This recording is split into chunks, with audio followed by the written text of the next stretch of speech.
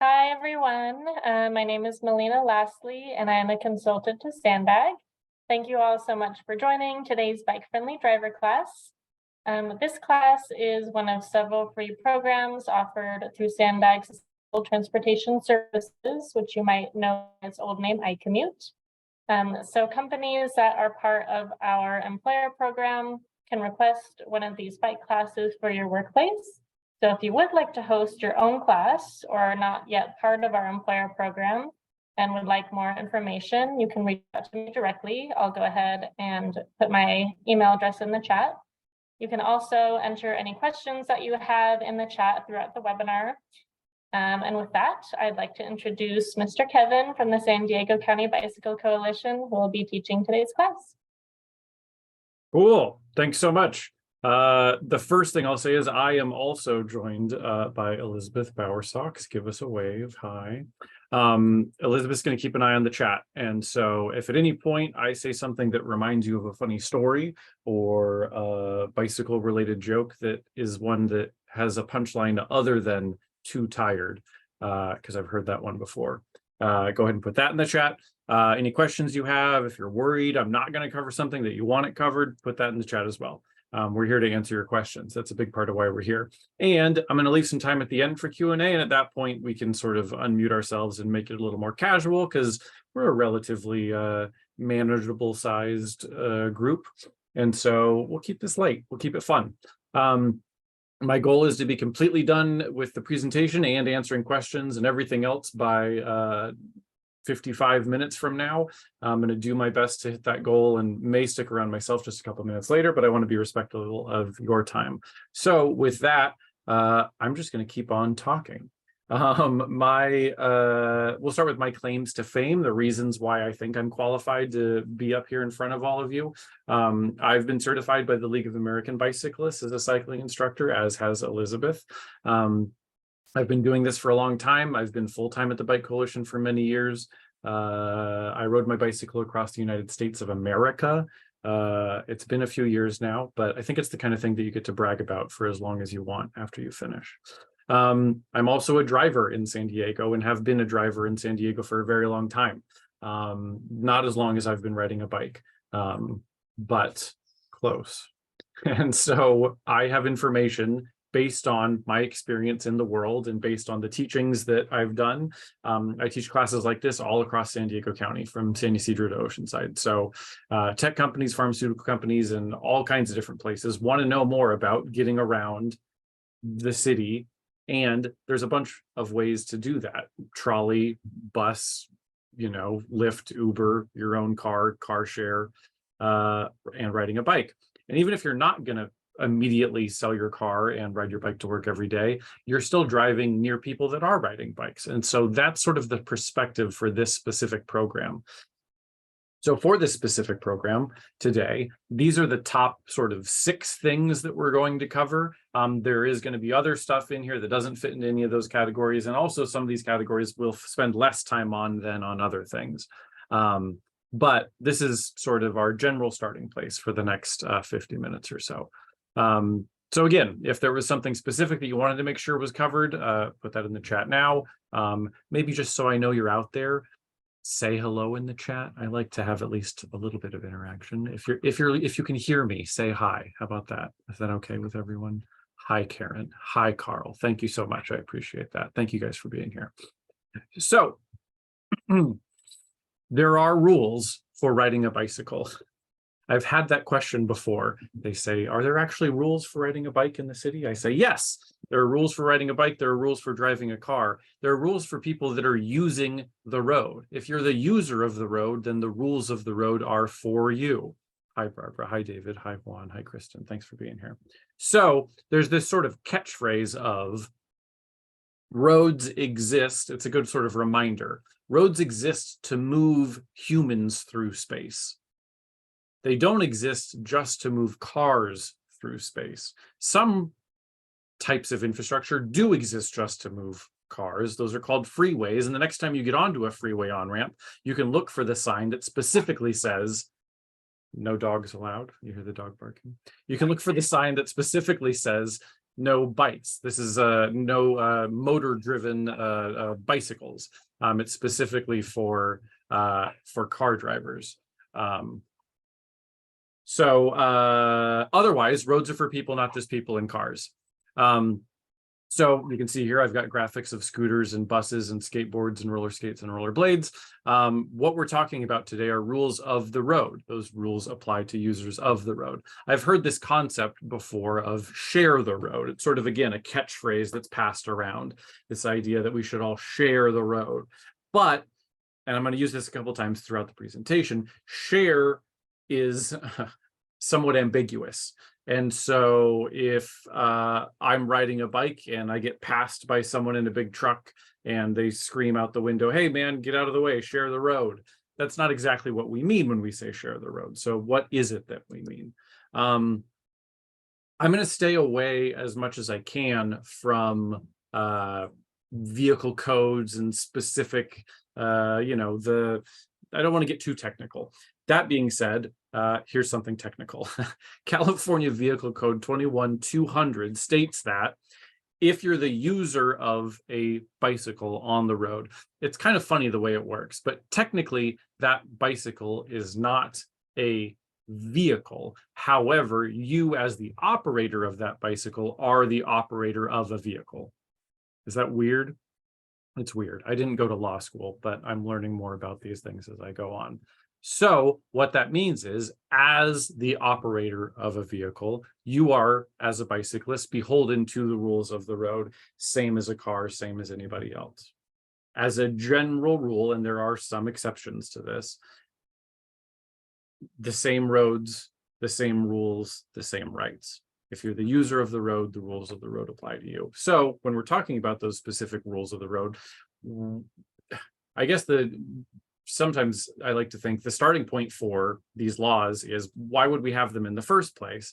Why do we need rules of the road? The simplest answer is, okay, to prevent crashes, to keep people safe.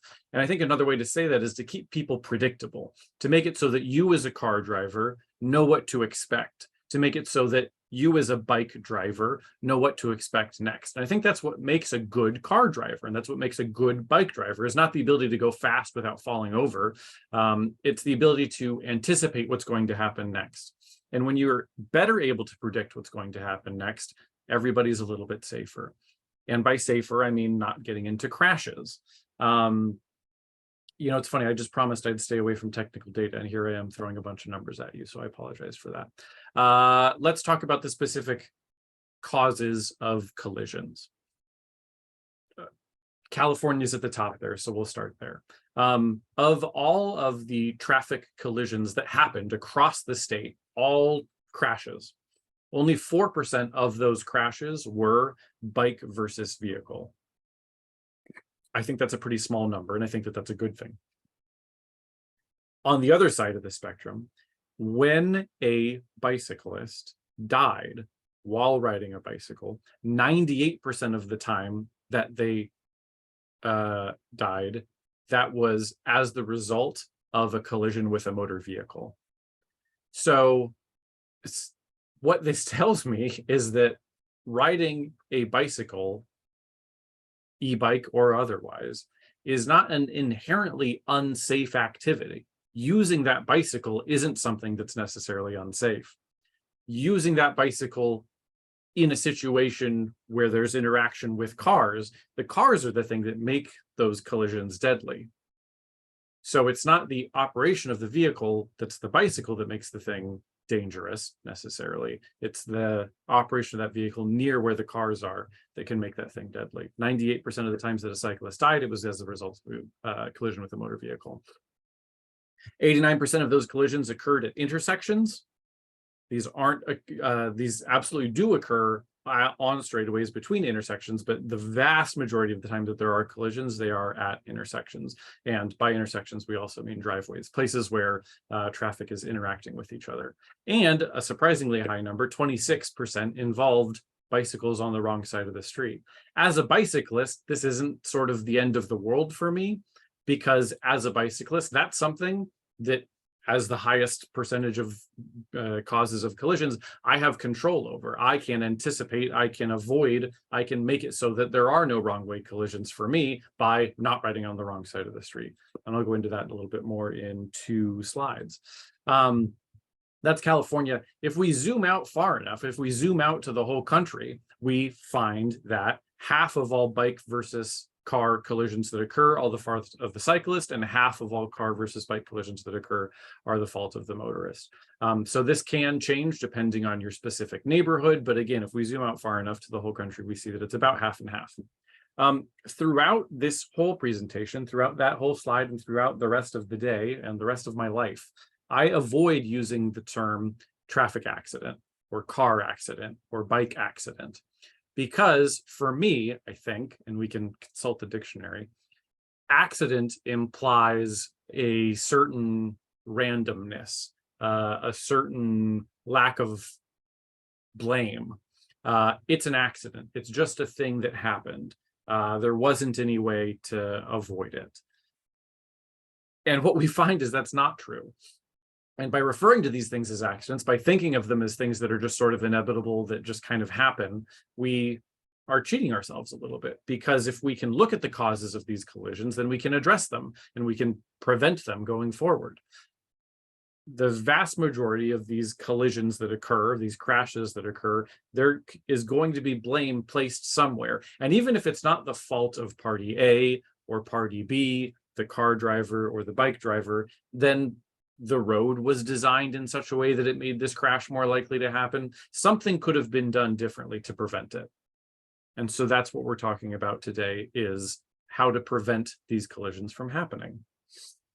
One of the most common types of crashes is, as we saw, 26% were the fault of the bicyclist riding on the wrong side of the road.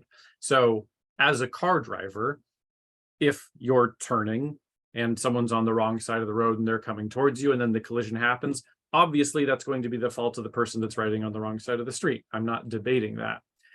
The other thing I have about this, though, is, and I get this question all the time, questions like, oh, who has the right of way in this situation? Or what does the law say you're supposed to do in this situation? Or whose fault is it in this situation? And those questions are important. More important, I think, is how do we prevent this from happening? Regardless of whose fault it is, could something have been done differently to prevent this collision from happening? And the answer in these situations, this situation specifically, I think, is yes. As a car driver, I'm 100% guilty of this. If I'm leaving a driveway and I plan on turning right, if I'm leaving a driveway mid-block, I plan on turning right. If I'm at an intersection and I'm planning on turning right, especially right on red, I'm looking to the left before I do it. As a car driver, when I plan on turning right, I'm looking left to see where the direction that cars are coming towards me. I'm not looking to the right. And so if there is a bicyclist on the wrong side of the road coming toward me, if there's a jogger, whatever else, I'm less likely to see them. I'm more likely to see them if I simply, and it sounds silly, look both ways before I cross the street.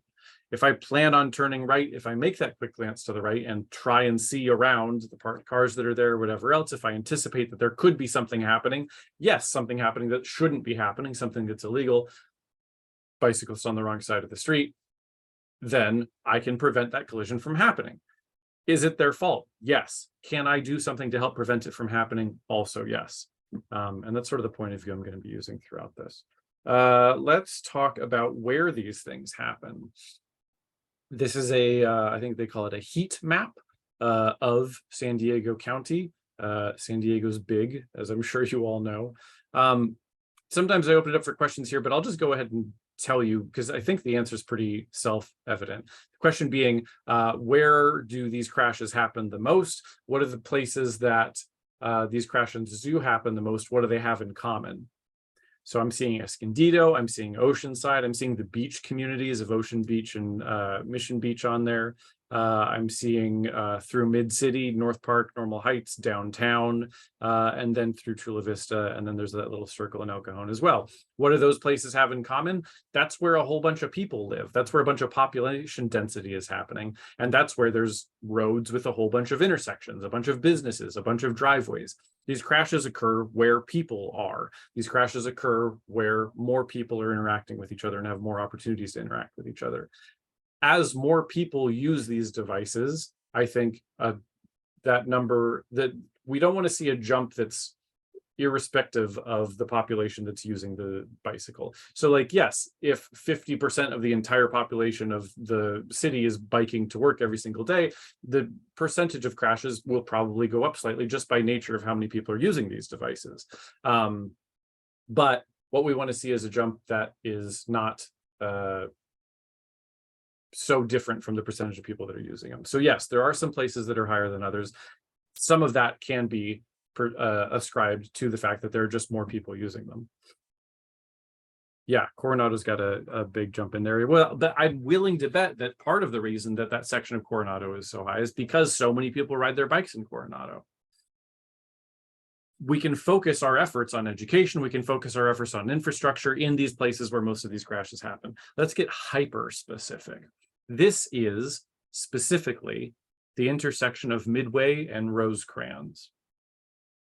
This is, without exaggeration, the most dangerous intersection in San Diego, in the county. This is the one intersection that has more incidences of collisions than any other in San Diego County. Take a look. How about this is a good opportunity for Q&A and I guess my Q and your A, and an opportunity for me to get a drink of water. What stands out to you here? No real wrong answers, really broad question. You're looking at this intersection. Imagine you're approaching this intersection. Maybe you've driven through this intersection or biked through this intersection before. What are some things that stand out to you about it? What's something that you notice? Something maybe that makes it more dangerous, something that makes it unique than a standard intersection, anything that you notice at all. Again, keep it broad, no real wrong answers, just whatever you think, put that in the chat. Let's see.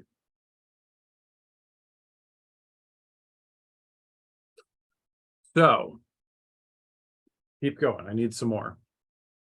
Yeah, Eric, that's the most broad answer, and the one that I like is that it's huge. It's a giant intersection. The amount of time that it takes physically to get from one side to the other is a lot. Carl says the bike lanes are minimal. And he's right. You can kind of see a bike lane way over here. It's really tiny, and the gutter is half of the width of that bike lane. And so that's not fun to use for sure. Anna says very large, yep, turning field, an area with less visibility to others turning. Yeah, Carl says, yeah, again, well, yeah, he says double turn lanes. Let's count them. How about that? So in this situation, let's count the bike lane as one of them. I've got 1, 2, 3, 4, 5, 6, 7, 8, 9, 10 and a half lanes to get across. And if we're talking about each one of these lanes being what, 8 feet? I mean, the main travel lanes being 8 feet, the bike lane obviously being less than that. This is huge. The amount of time it takes to get from one side to the other is massive. Tracy says a lot of car lanes. Yes. Needs traffic calming measures, a lot of lanes in either directions. And then Juan says, yes, high speeds. One of the questions I get oftentimes when I show this slide is, what's the speed limit on this intersection? What's the speed limit on these roads? That probably has something to do with the number of crashes that are here. And my response is, yes, obviously, having a high speed limit is something that's going to contribute to collisions and the severity of those collisions. However, in this situation, it almost doesn't matter what the speed limit is because this road looks like a freeway. And if I'm driving on a road that feels like a freeway, I'm going to drive at freeway speeds, regardless of what the sign says on the side of the road. This is true of users of the road. We all know this. When you've designed a road to feel like I can go fast with no consequences, people are more likely to go fast with no consequences. So sure, knowing what the speed limit is great. As a general rule, this is true when I talk to e-bike drivers. This is true when I talk to bike drivers and car drivers. As much as it's important to know the speed limit of the road that you're on, it's almost more important to pay attention to your speed relative to the speed of traffic around you. And in this specific situation, it's so easy to go fast. it's so easy to feel comfortable going fast because the road has been designed to make it feel comfortable to go fast. And a higher speed means less reaction time. It means a greater severity of collisions when they do happen. So those are all things to look out for. And Anna says, oh, that's an interesting point. Yeah, because it's such a busy intersection, if I'm approaching this intersection and the light's yellow and I know, oh boy, if I get caught behind this red, it's going to be a solid 5 minutes before that light turns green again. Maybe I'm more likely to run that yellow and run that red because I don't want to wait so long for the next one. That's interesting. I like that.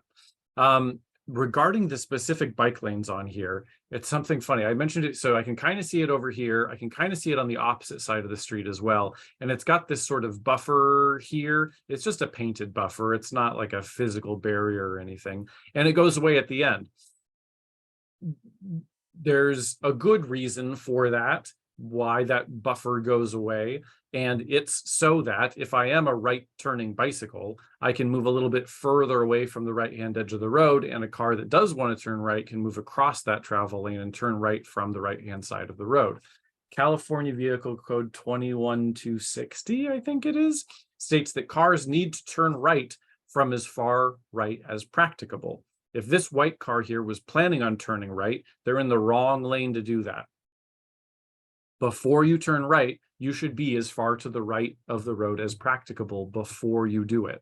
And so in a situation where there is a buffer that comes all the way up to the intersection, oftentimes this is a place where you'll see a bike specific light or the movements will be separated in some way.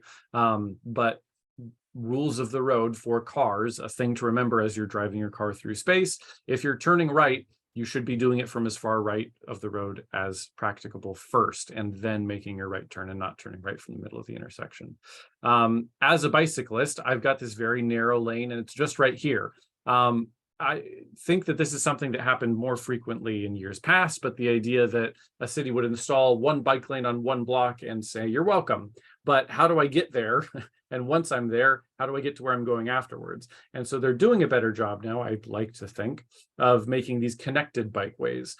So instead of just one block of one thing here and one block of one thing way over there, now it's a connected series of bike lanes. So downtown San Diego has done a better job of this with 4th, 5th, 6th, Beach, J, all having separated facilities, and you can sort of loop through where you want to go without leaving those separated facilities, which is cool. This bike lane is very narrow, and you may have heard this idea of you should give 3 feet of space when passing, and I think that that's a good rule. If there's a bike lane and that bike lane's very narrow, you can't get 3 feet of space when passing. If a car isn't going to give you that 3 feet of space because they feel like, well, they're in their bike lane, they're probably fine. If I'm passed with less than 3 feet of space, the existence of a strip of paint in between me and that car has very little to do with how comfortable I am with that close passing space. So to hit the point home a bunch of times, we're talking about sharing the road. We're talking about everyone moving through space comfortably. We're talking about human beings using the road to get to where they need to go. Here's a specific example. It's hard to see, but there's a green box underneath that rider with the kid in the basket and the kid next to him. And in that green box is a bike symbol. And it's reinforcing that this is where you're most likely to see bikes. I can also see a little child way up front here riding their bike right next to behind where these cars are parked. In this situation, the cars being parked in the manner that they are, imagine being in one of these cars and planning on leaving. You're going to back out into the road, and before you do it, you're looking out into the road. You're not able, even if you try, to look at, especially a small person, but even a full-size bicyclist who's riding right next to where these parked cars are. So in this situation, putting yourself further out into the lane makes you much more likely to be seen, makes it easier for these car drivers to see you. And in this situation, it's a 2-lane road and a car absolutely has space to pass. So why is it that I see bicyclists sometimes riding towards the center of the lane? Is it because they just hate cars and want them all to have to go really slow? Maybe. I don't think so, though. I'm not saying that that's impossible, but I am saying that oftentimes in a situation where there isn't a separated facility, in a situation where there isn't a bike lane, a cycle track, whatever else, and the lane is too narrow to share side by side with a car, you're going to see a bicyclist closer to the center of the lane. That's where the bicyclist should be. That symbol painted underneath that bicyclist there is called a sharrow, and it is to remind the car driver and the bike driver that this lane is too narrow to share, and as such, it's actually safer for the bicyclist to be closer to the center of the road. If I'm riding right next to where the parked cars are, I've got the open door of that parked car to look out for. And if I'm putting myself towards the center of the road, I'm more visible. I'm better able to communicate with the people around me. People are better able to anticipate or predict what I'm going to do next. And in this situation, it is a single lane. There isn't room for a car to another lane for a car to pass me. But there also isn't enough room for a bicyclist and a car to ride side by side. The majority of lanes, travel lanes, and again, we're not calling them car lanes, they're just travel lanes, are about 11 to 12 feet wide. And so that feels like a lot of space, 12 feet. But if we're talking about sharing that space with, let's even say, car parking, the open door of that parked car, then space for the bicyclist, then a few feet of passing space, and then another 8-9 feet for the truck or the car, there isn't enough room for the car and the bicyclist to be side by side. And so in that situation, especially with, extra large moving vehicles, you may see the cyclist closer to the center of the lane. And if I'm driving a car and I see the cyclist in this position in front of me, to be frank, I don't like to be slowed down either. I like to be able to go as fast as I need to go. And so if there is a bicyclist in front of me, I understand the instinct of, well, why is this person in my way? And I would even think to myself, look at all this space to the side. Why isn't the bicyclist riding over there? Well, even if they were over there, there wouldn't be enough room to share. There wouldn't be enough room for you as the car driver to pass without changing lanes fully.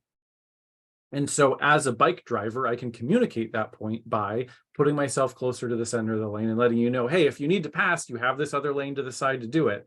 But if I put myself on the edge, if people feel like they can just barely kind of squeeze by, they're going to try and just barely kind of squeeze by. And so if I communicate that there isn't enough passing distance, then that's still riding as far to the right as practicable. And in a situation like this, as far to the right as practicable is closer to the center of the lane, discouraging that unsafe passing. Here's a real world example. Bicyclist, represented in blue, is traveling westbound across a bridge. The bridge is a single lane in either direction without a separated facility, a bike lane, anything like that. The truck driver, represented in green, approaches from behind, and feeling as though they have enough space to sort of squeeze by, they put themselves sort of half in one lane and half in the other lane in order to get past that bicyclist. As they begin to pass the bicyclist, they realize there's a car coming toward me, a red car represented in red there, and that car isn't going to have enough space to squeeze between the half of the lane that I've provided to them as the truck driver. I'm merging into their lane. So in order to get out of the way of the car, they quickly merge, or not even merge, they swerve, they move back towards the right side of the road, and in doing so strike the cyclist, and the cyclist dies. In that situation, it was not legal for the truck driver to pass into the oncoming lane in order to pass that cyclist. But because they felt like they kind of had the space to do it, they're more likely to do it. The truck driver was at fault. The truck driver should have waited until it was safe to pass. In theory, if the bicyclist was closer to the center of the lane, that would have prevented that collision from happening. But the thing that definitely would have prevented that collision from happening is the truck driver paying attention, being aware of the width of their car, being aware of the fact that they don't have space to pass, and just generally being okay with slowing down a little bit. If someone dies, if you kill someone, the delay is going to be a lot higher than just temporarily being slowed down by a few miles per hour for just a block or two. So something to remember.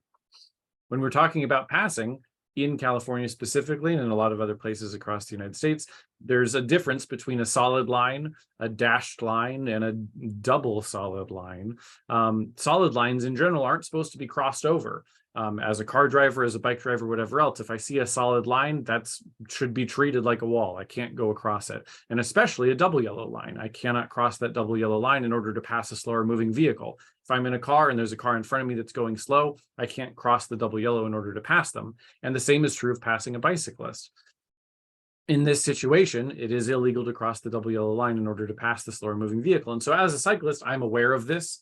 As a cyclist, if I'm on a road that is only a single lane and I'm doing my best to go quickly, but I know that there's car drivers around me that are generally moving at a faster speed. When it's safe, I'll absolutely move off to the side of the road and allow them space to pass. In the same way that if I was driving a car up a mountain and I had 4 or 5 cars behind me and I'm driving slowly, I should pull off to the side and let them pass as well. I'm not in anyone's way unnecessarily. And we're all moving through space. We're all just trying to get to where we're going, and we're trying to do it safely. And communication is a big part of that. That's part of why infrastructure is important. That's part of why specific things that you see on the road, different ways that the roads are designed, are important, because that's part of communication.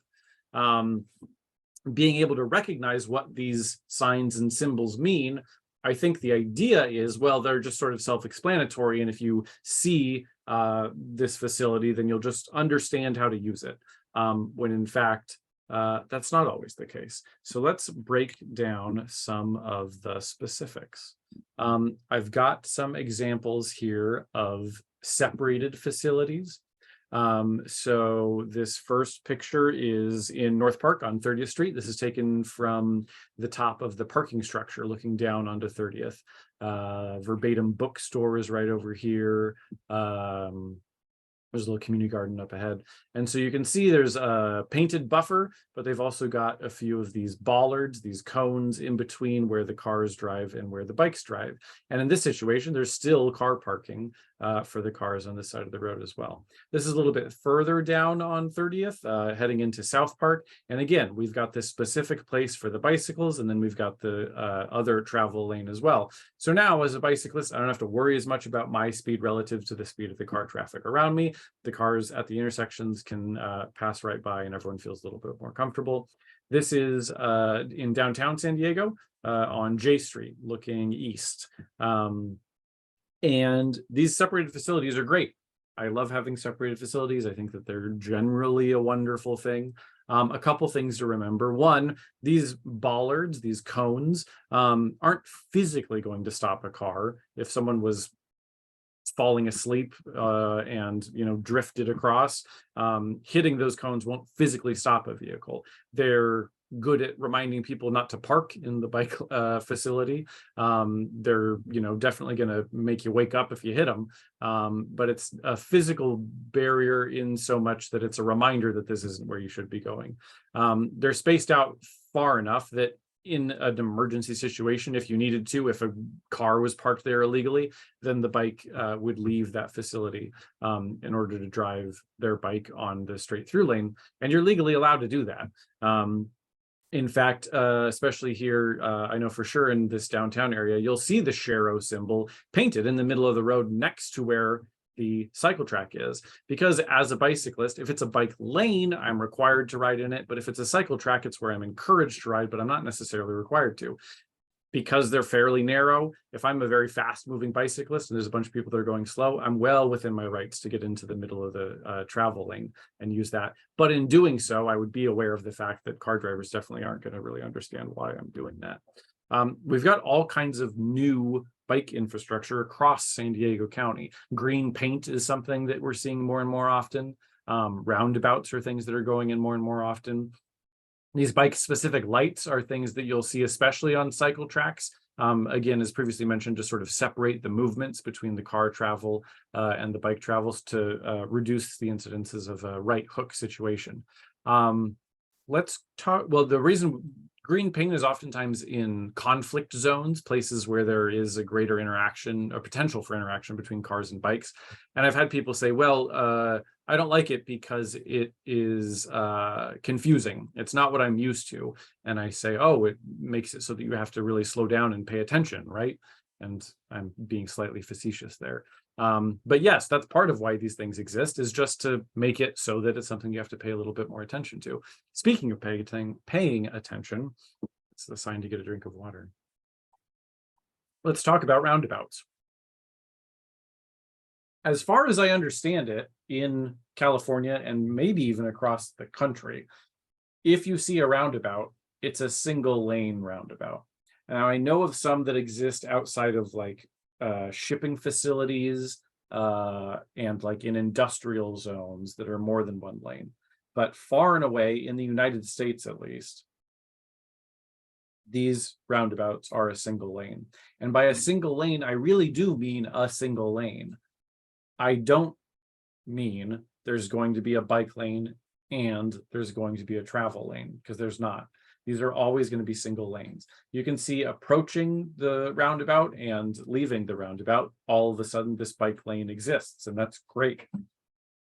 But before you get into the bike lane, you can kind of see I've got the Shero symbol before the bike lane right there. We've got the Shero symbol right there before the bike lane, because it is a single lane that isn't wide enough to share in the bike lane. I think that that's okay, because if I was a bicyclist on the right side of the road going slowly and I wanted to continue around the roundabout, but the car driver wanted to leave the roundabout, then we've obviously got the opportunity for interaction there, which isn't a good thing. So before these roundabouts, you will see, and you should see, cyclists moving closer to the center of the lane, staying in the center of the lane until they leave the roundabout, and then they'd be getting back into the bike lane. Rules of thumb for everyone using these roundabouts are: one, if you're in the roundabout, you never stop. That's the whole point of the roundabout, is that it keeps traffic moving. The defining characteristic of a signalized intersection is there's going to be some kind of stopping that happens. And the point of the roundabout is that once you're in the roundabout, you're never stopping. And by extension, then, traffic planning on entering the roundabout is yielding to traffic in the roundabout. And by traffic, I mean car drivers, bike drivers, everybody else. I've absolutely seen the situation where I, as a bike driver, am planning on entering the intersection. So I'm stopped right here before the intersection, before the roundabout. And the car driver that's traveling through the roundabout stops. And they say, "Hello, bicyclist, I see you, I acknowledge you, I am an ally and a good person, and so I'd like you to go ahead and go in front of me because I'm being nice." And 10 times out of 10, I deny their request. No, thank you, I appreciate the offer. However, traffic in the roundabout never stops. And if all of a sudden you're stopped and then I'm jumping in line, and then there's people behind you that don't understand what's happening, there's the pedestrian crossing that doesn't understand what's happening, these rules exist to keep us predictable. Traffic in the roundabout never stops. Traffic entering the roundabout yields to traffic in the roundabout. And all roundabouts are a single lane. So if you're planning on using a roundabout as a bicyclist, plan on merging before entering the roundabout. And as a car driver, anticipate seeing bicyclists in front of you when you're in the roundabout, and before and after as well. Speaking of which, leaving the car is something that's going to happen after you park. And I specifically list this as how to prevent bicyclists from hitting your door. But I mean, a big truck traveling beside you, joggers running on the street. There are absolutely things that are the potential for interacting with the car door. And so this sort of rule of thumb, this reminder, if you can get into the habit of doing this, it's generally a good idea. And the idea is, instead of using your left hand to exit the driver's side car door, if you open that door, get in the habit of reaching across your body and opening that door with the opposite hand, you've sort of encouraged your body to turn. And in doing so, you can physically look behind you and make sure that there's no big trucks, no cars that are driving too close, and no bikes that are driving too close to the car. In the same way that I'd mentioned that if there's a bicyclist riding on the wrong side of the street and you turn right and there's a collision, it'd be their fault, but it's still something that could be prevented. Similar situation here. It's illegal to open your door when it's unsafe to do so. And so if you open your door into the path of a bicyclist, that'd be your fault as the car driver. As a bike driver, I don't want that situation to happen. And so I will use my bike further away from where the parked cars are, just in case there is a door that opens. Looking at the driver's head, and if I see one, then moving out of the way doesn't work. We want to hold a steady line. And so doing so outside of the path of where the car doors open is generally going to be a good thing. And as a car driver, opening the door with the opposite hand is a great idea.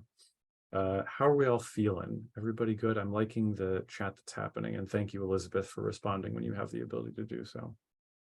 Thank you, Gloria. Glad you're having fun.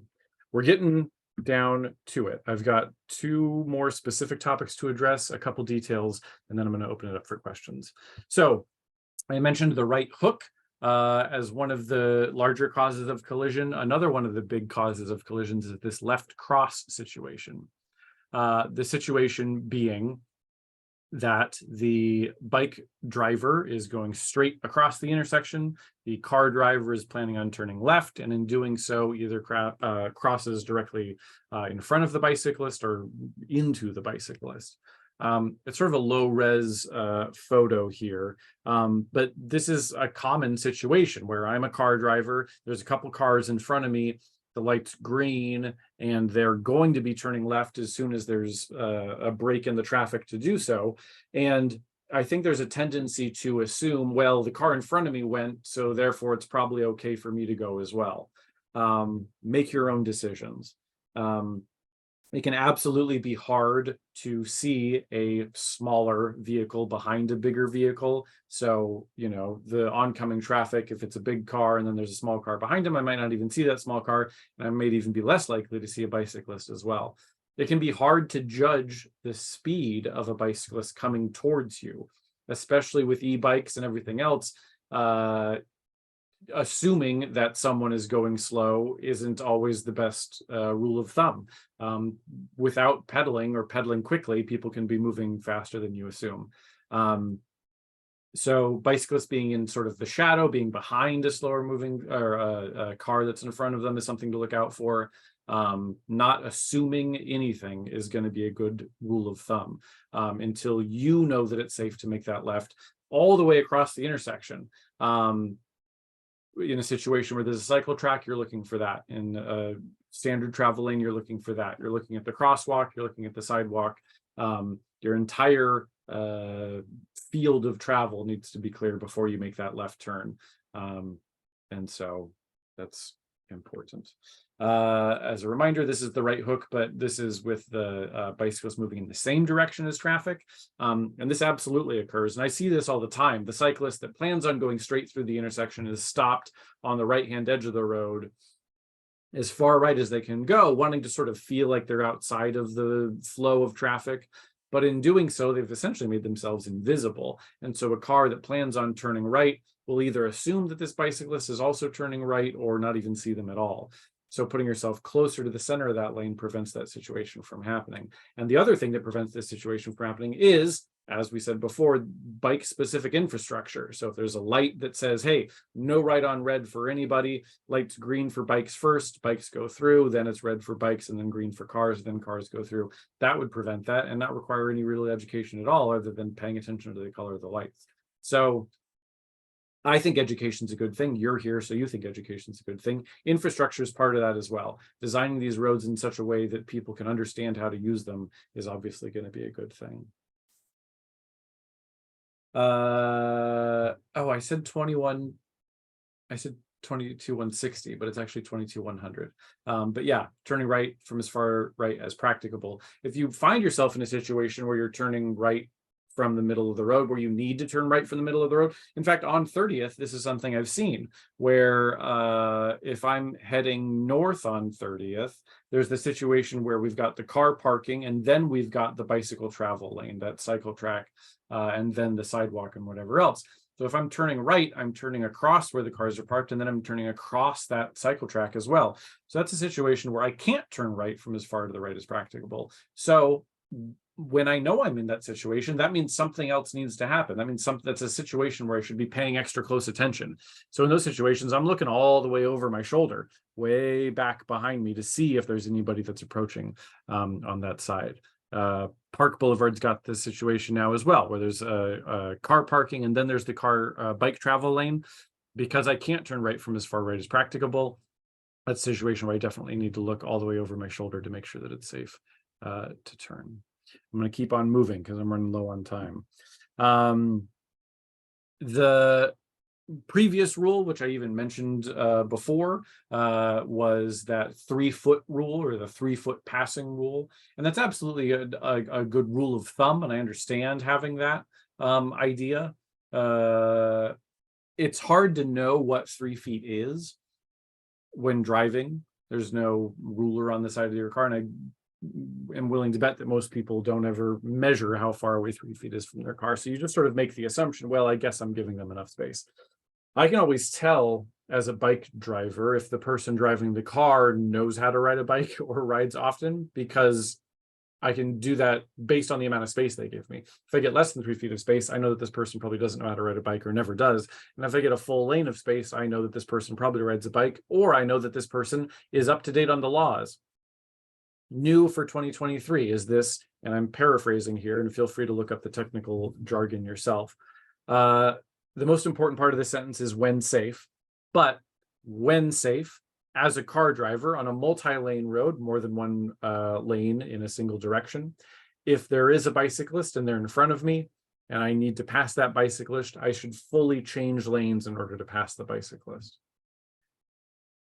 I'll say it again. Multi-lane road, more than one lane in a single direction. There's a bicyclist in front of me, whether they're on the right side, left side, straight, whatever. I should, when safe, change lanes in order to pass that bicyclist. That seems like a good sort of rule of thumb for me. That seems like common sense to me, I think. But as we all know, common sense is not as common as you might think. Cyclists moving as a group. This is on El Cajon Boulevard, and they've got that bus lane, which is good for bikes as well. So that's kind of fun. You have, I think, probably seen that there are bicyclists that like to move in groups. It's this funny, I've been thinking, I had it quoted to me the other day, and I've thought about it many times since, where if you're driving somewhere and a bunch of other people are also driving there, then that makes you mad and is frustrating. But if you're riding a bike and a bunch of other people are biking there at the same time, then that's a good thing, and that makes you happy. I always thought that's kind of funny. Passing a group of bicyclists is a thing that can happen, and this is a great opportunity to use that fully change lanes in order to pass situation. If you don't have that ability, then you're going to wait until it's safe to do so. A little bit of communication is appreciated. Groups of bicyclists like to hear a friendly tap of the car horn. And my $1 million idea is to get a bell for the car as well, because the horn is so aggressive. I need like a gentle way to say hello in my car, and I don't have that. So bells for cars. Don't steal my idea. So sometimes you'll see a big group of bicyclists, and even bicyclists maybe even riding side by side. And I think that sometimes can be frustrating for a car driver when they assume, well, if those bicyclists weren't riding side by side, then I'd be able to pass them. And the act of riding side by side is what's preventing me from going where I need to go. When in fact, in a lot of situations, that's not the case. A situation where it's a single lane in either direction, and that lane is too narrow to share side by side with a car anyway, even if they were single file, they'd be closer to the center of the lane, preventing unsafe passing anyway. So it's not that you'll see two bicyclists riding side by side, and the reason for that is because they're trying to stop traffic. The reasons for that can be many, and there are absolutely legal situations where they should be riding side by side. And so that's something that you'll see, and that's okay. As a car driver, not only are you interacting with bike traffic, you're interacting with pedestrian traffic as well. One of the new rules for 2023 regards jaywalking, which is a derogatory term, in fact, invented by the auto industry in order to make cars seem like they are the primary users of the road, when in fact, for many years, there were a lot of mixed uses. The new rule is that it's no longer a ticketable offense if the pedestrian is crossing mid-block in a way that is not immediately unsafe. The reasons for this are many. They have to do with the unequal enforcement of this law previously. As a car driver, you're required to yield to pedestrians at intersections. The technical word in the vehicle code is yield to pedestrians at crosswalks, but every intersection, according to the law, is a crosswalk. It's kind of funny how that works. So if I'm driving a car and there's someone waiting at the corner to pass and they're a pedestrian and they're waiting to cross, I am required as a car driver to yield to that pedestrian. In a mid-block situation, there isn't a rule that says you have to yield to a pedestrian that's crossing mid-block, but this is something that you should be looking out for. If I'm driving through a business district in a place where there's a lot of street traffic and cars and bikes and people walking, slowing down, being aware of the fact that people are moving through this space is something that's important to remember. That's all I'll say about that. Keep moving. In fact, yeah, let's move to our end game here because it's 11:53. There's a bunch of different ways to talk to people that ride bikes about driving bikes, and we tend to focus on this idea of you're driving a bike, you're not riding a bike. So rules of the road apply to you as a bike driver. If there is specific bike infrastructure, you absolutely should be using that, and that's probably a good place to be. But in certain situations, there are times when you need to control the lane, hold the lane, take the lane, and there are good reasons for that. They come with experience as a bike driver, and they aren't things that come naturally, and I'm fully aware of that. But as a car driver, if there's someone who's riding a bike closer to the center of the lane, that isn't necessarily because they don't know what they're doing. It might be, in fact, because they do know what they're doing.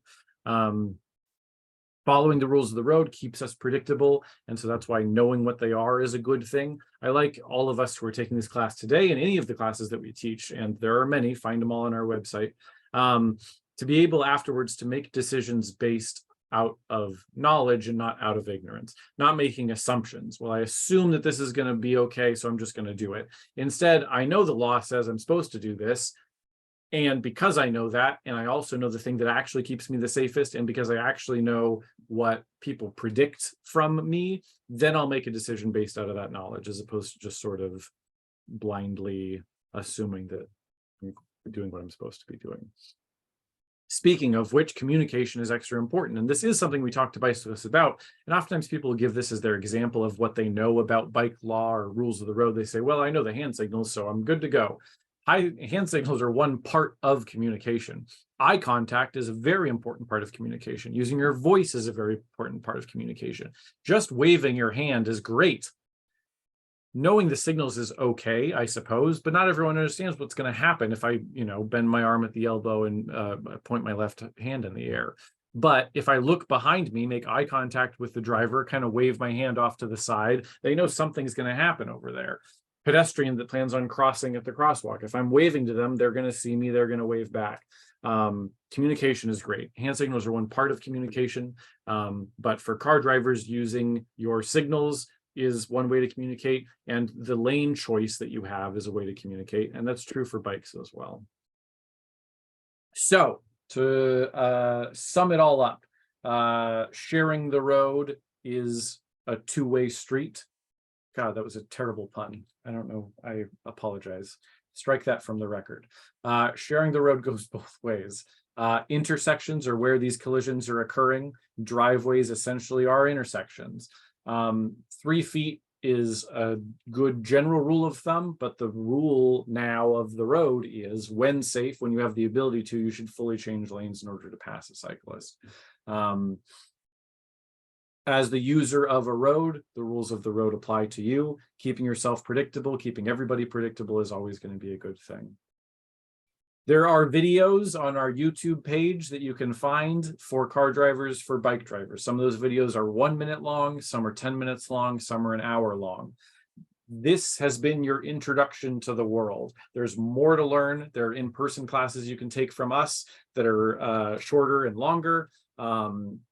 Classroom, blacktop drills, bike handling skills, going on the road with us. Those are all things that you can learn. So you can find information about that on our social media pages and on our website. Real quick, before I open it up to Q&A, I'm going to have the link to the survey, post-event survey, be dropped into the chat. And so if Melina or Elizabeth could do that now, then before you leave, just click that link, and at some point you'll be able to take the survey and tell me that I did an okay job or a good job or a bad job. I would appreciate it. Okay. Let's take some questions. Thank you, Gloria. Again, please stick around if you would like. There's more information that's going to be shared. But that's the end of my formal presentation. Okay, and Melina's got that link to the survey. Don't leave without clicking that link, please. Carl says, one thing to consider is being extra careful driving a vehicle next to family with small children on bikes. Expect the kids to make mistakes or take liberties to stay together. Leave extra room for that happening. Yeah, again, roads are for people, not just people in cars. And if the road was designed in such a way that kept everybody safe, then everybody would be safe. And there would be this utopia where, regardless of my level of education, regardless of my age, if I'm using a bicycle and I'm using it on the road, then I'm going to be safe because the facilities have been designed to keep me safe. Absent of that, yes, as a car driver, you're the one driving the vehicle that has the ability to go 160 miles an hour and weighs 4,000 pounds. So I think the burden of responsibility should be on you. In those situations where there are small children, yes, that's absolutely a time where you can pay extra close attention. When signaling right turn with my left arm, I point to the right, assuming a driver doesn't know what a right turn signal is all about. Yeah, I've seen people do that, sort of like point over their head. I'm going this way. That works. Using your voice works. Your lane positioning is something that definitely works. So if I'm on the right side of the road, people assume I'm turning right. And so that's a good way to communicate your intentions. I want to see questions from people other than Carl. Carl's doing great, and I appreciate you, Carl, but let's all jump in here. Anybody else? Until then, Carl says, is SANDAG helping to teach school bus drivers about the new rule to move over one lane when passing cyclists? Seems like they haven't got the message yet. I have done classes. I've been to that specific school bus depot we've all seen on the side of the freeway when heading north. I've been there once recently and done sort of like a general education thing. But yes, I'd love to get into places where there are more industrial type uses for trucks and school buses, and keep them aware of this idea that extra space is good. City bus drivers have gotten a good amount of information about this, and we have worked with them in order to do that. And city, but there's almost a joking term of, like, you're dancing with the bus, because the bus is faster than you, but the bus is stopping more frequently than you as a bike driver. So you end up all passing each other multiple times. So communication there becomes extra important. Yes. Joseph says, how much do bike lights help prevent accident? The rule is, when operating a bicycle at dusk or at dark, having a white light in the front and a red light in the back. Same as a car. Cars need to have white headlights in the front and red lights in the back. There's also rules regarding reflectors. And in general, the more the better is a good thing. I know people that run their lights all, no matter what the time of day, no matter what the brightness level is, they have those lights running. I've heard endless debate on whether flashing is better than solid, or solid lights are better than flashing, specific number of lumens, brightness levels, whatever. My rule of thumb is more is better than less. And yes, having a white solid light in the front so you can see where you're going, and a red light in the back. I sometimes will even do more than one. So I've got one solid and one flashing, and people can see me. And then, I mean, the minimum is a white in the front and a red in the back, but I mean, add in the lights in the wheels, add in the lasers that shine on the ground and show you how far away 3 feet of space is. As long as you're not shining strobe lights in people's faces, go for the gold, keep it going. Add in more stuff. The minimum is a white in the front and a red in the back, and reflectors, but I mean, I've never heard a good argument against having lights. Even something small. Come by the office sometimes at the Bike Coalition, and you can I'll throw you a light if you say you saw this presentation. Is it proper to use the curb in roads where bike lanes are too narrow or a car is significantly fast driving? Depends on what you mean by use the curb. Technically, in the city of San Diego, it is illegal to operate a bicycle on the sidewalk in a business district, and legal to operate a bicycle on the sidewalk in a residential area. That's just the city of San Diego. And still, if you're operating the bike on the sidewalk in a residential area, every driveway is an intersection. Every driveway is a place where you're going to see the potential for interaction between a car and a bike. I used to think that when I saw people riding their bike on the sidewalk, it meant they didn't really know what they were doing or they were unconfident. But what I've realized what it means is, like you've said, if there's someone on the sidewalk, that's an indication that the infrastructure has failed in some way. That's an infrastructure, that's an indication that this is a good place to put in a bike lane or put in a separated facility. Because if people felt safer being in a place that's specifically for them, that's where they would be. They're called sidewalks. They're not called side rides. And so people aren't expecting to see you on the sidewalk. It's illegal to ride your bike in a crosswalk. And so walking your bike in those situations is probably what's best. So in general, I would say you shouldn't be riding your bike on the sidewalk. I understand why people do it. And if you are doing it, communication becomes extra important. Keeping your speed very low becomes extra important, and all those things. Our website is sdbikecoalition.org. SANDAG's website is pretty easy to find. That QR code will take you to SANDAG's specific page about bicycles. And the Go by Bike, the SANDAG covers all different types of movement through space. So they've got information on the Guaranteed Ride Home program. They've got information about van pool, bike lockers. There's all kinds of stuff to find. And our social media pages have information about that as well. So the Bike Coalition itself, we're on Twitter, we're on Facebook, we're on Instagram, probably TikTok, I don't know for sure. But again, this has been your introduction to the topic. I appreciate you being here, but please don't let this be the last thing that you do when it comes to this. There is more things to learn. And I hope you keep going. So with that, I will see you on the road. Thank you for being here. Thank you for attending and sticking it out to the end. The 12 of you that have done that. And yeah, we'll see you on the road. Thank you, Carl. Thank you, Joseph. Thank you, Anna. Thank you, Barbara. Thank you, Eric. And we'll see you out there. Thanks so much. Bye-bye.